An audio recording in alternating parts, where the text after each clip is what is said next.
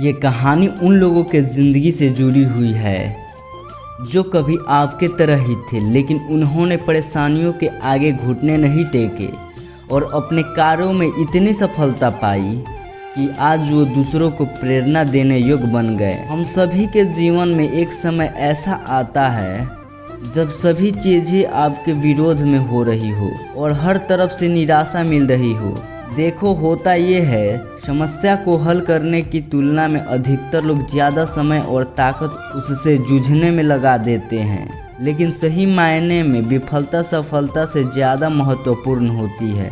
हमारे इतिहास में जितने भी बिजनेसमैन हैं, साइंटिस्ट हैं, जितने भी महापुरुष हुए हैं, वे जीवन में सफल बनने से पहले लगातार कई बार फेल हुए हैं।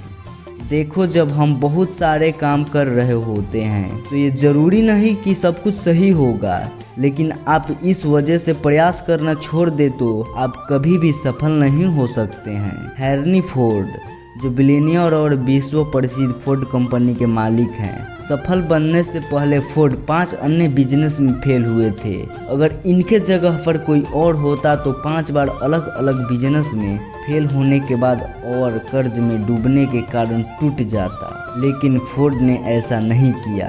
अगर विफलता की बात करें तो थॉमस एल्वा एडिसन का नाम सबसे पहले आता है। लाइट बल्ब बनने से पहले लगभग 1000 बार टाइम्स विफल हुए थे। मैंने पिछली वीडियो में बात किया था अल्बर्ट आइंस्टाइन के बारे में, जो 4 साल के उम्र तक कुछ बोल नहीं पाते थे और 7 साल के उम्र में निरक्षर थे। लोग उनको दिमागी रूप से कमज़ोर मानते थे, लेकिन वे अपनी थ्योरी और सिद्धांत के बल पर वे दुनिया के सबसे बड़े साइंटिस्ट बने। अब आप सोचो, अगर हेनरी फोर्ड 5 बार फेल होने के बाद निराश होकर बैठ जाते और थॉमस एडिसन 999 बार असफल प्रयोग के बाद उम्मीद को छोड़ देते और आइंस्टाइन खुद को दिमागी कमज़ोर मानकर बैठ जाते तो क्या होता? होता ये, हम बहुत सारे महान प्रतिभाओं और आविष्कारों से अनजान रह जाते। दोस्त, असफलता सफलता से ज़्यादा महत्वपूर्ण है।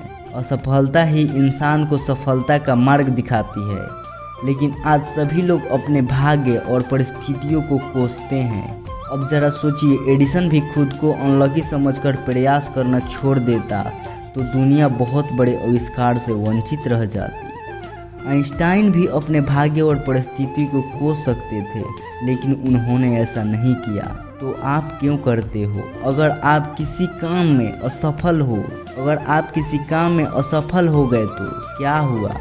ये अंत तो नहीं है ना? फिर से कोशिश करो, क्योंकि कोशिश करने वालों की कभी हार नहीं होती।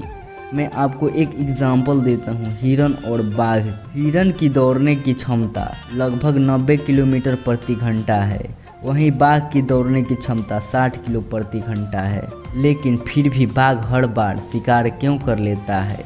जानते हैं क्यों? क्योंकि हिरन के मन में डर होता है कि बाघ से जीत नहीं पाएंगे, और इसी डर के वजह से वह बार बार रुककर पीछे मुड़कर देखता है।